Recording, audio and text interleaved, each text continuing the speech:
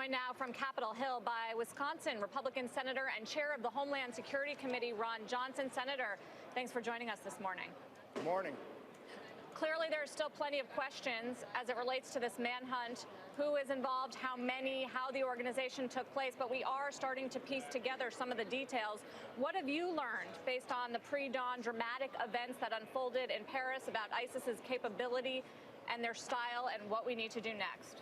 Well, what I've learned is what we've all learned as we've watched on the TV screen this tragedy unfold, that ISIS is not contained, that Islamic terror is spreading, it's metastasizing, and that free nations are vulnerable. That's what we've learned. And we're going to be going to a couple secure briefings here later today, maybe get some more details. But the basic fact of the matter is we are vulnerable, and we need a far more robust intelligence gathering capabilities, our first line of defense, and we need to defeat ISIS. We have to deny them that territory. This is the civilized world against Islamic terror. We've got to take that threat seriously and wipe them off the face of the planet.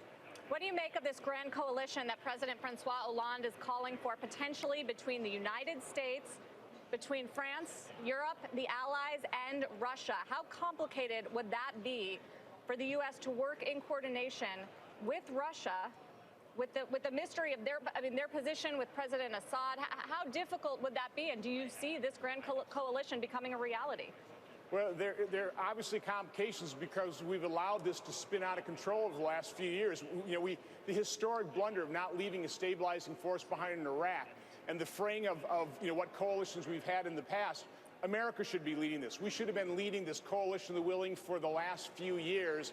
It's sad that it's got to take this kind of tragedy and the French to lead it. America should be leading this. But this literally is the civilized world against Islamic terror.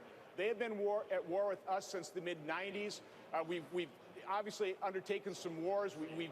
We've wiped them out in some places, but we haven't stuck with it. We haven't left the stabilizing force behind. We better take this seriously and end this once and for all. What can you tell us? I know based on your position and your communications with Homeland Security officials, what can you tell us about what extra is being done right now to protect America from this threat that you have been warning about for a long time now? Well, we obviously are a heightened state of alert. There are a number of things that are happening behind the scenes, and that's a good thing both at airports but also at public events. But again, we are a free nation. We have a lot of soft targets. We are vulnerable, which tells you that our first line of defense is a far more robust and effective intelligence gathering capability.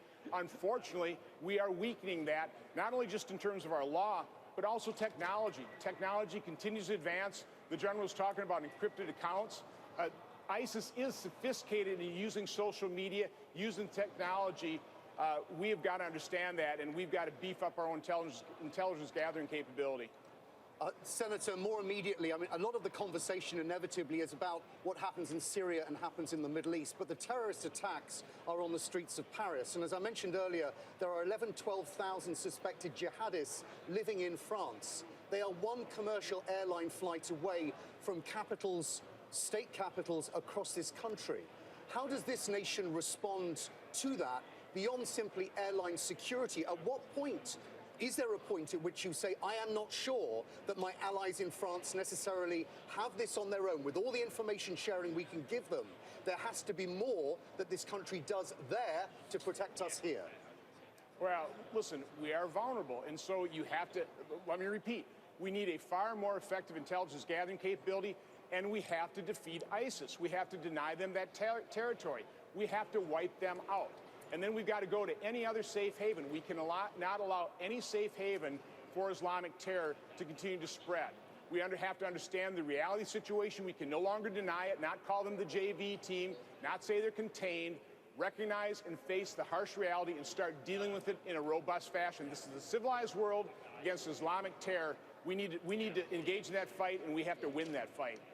Senator, more immediately, of course, this is a very virulent debate here in this country in an environment where the president looks like he wants to shut down Guantanamo Bay, which clearly is a third rail for many people in your party. At what point does the rubber hit the road, just in the practicality of passing the spending bills that have to go through for the beginning of December here? Paul Ryan was indicating yesterday, as new House Speaker, he's prepared to get more aggressive on that. Where do you stand? Well, why would we close down Guantanamo? I've been there. It's a first-class facility. It's incredibly humane. So that is one area where we can hold these Islamic terrorists so they don't engage in further acts of terror. I mean, it's crazy. That, by the way, is also a way you gather intelligence. You capture these people, and then over a series of years, you continue to interrogate them, test their stories. That's how you actually gather intelligence. Why in the world we want to shut down that operation is beyond me. Our first and foremost priority is keeping this nation safe, and we need a commander-in-chief who understands that imperative. Speaking of being safe here at home, Senator, we've seen the ISIS video purporting to have plots in their pipeline threatening the U.S. We've had Brennan say this is probably not the only operation in their pipeline. How seriously do you take some of these purported threats to D.C. or other American cities? Did you see what happened in Paris on Friday? We all have to take these threats very, very seriously. Senator, you think the threat is equivalent to what Paris had been under previously? I think Paris, certainly France has got a bigger problem because they have such a large Muslim population. We don't have such a large Muslim population. There aren't as many communities where these terrorists can hide. But let's face it, I think any free nation, all free nations are vulnerable. And again, we've got to take this seriously. I don't think we've taken it seriously enough. before we let you go, Senator, did want to ask you about the refugee debate, which is raging across this country. Governor Jeb Bush breaking with some of his fellow Republican governors and presidential candidates, saying that we should allow them in. It is in our history. He called it a noble tradition. Do we have the capability to background check them as thoroughly as possible and to vet them to keep this country safe? Well, as chairman of the Senate Committee on Homeland Security and Governmental Affairs, we're holding a hearing tomorrow. One of our secure briefings is going to be tonight, and we're going to find out exactly what that vetting process is. So I understand people calling for a pause. It's probably a reasonable reaction, but let's get the facts out there. Let's not let demagoguery take hold here. But we should take a look at exactly how we're vetting them, what the criteria is in terms of priorities of letting people in. But let's use some common sense here.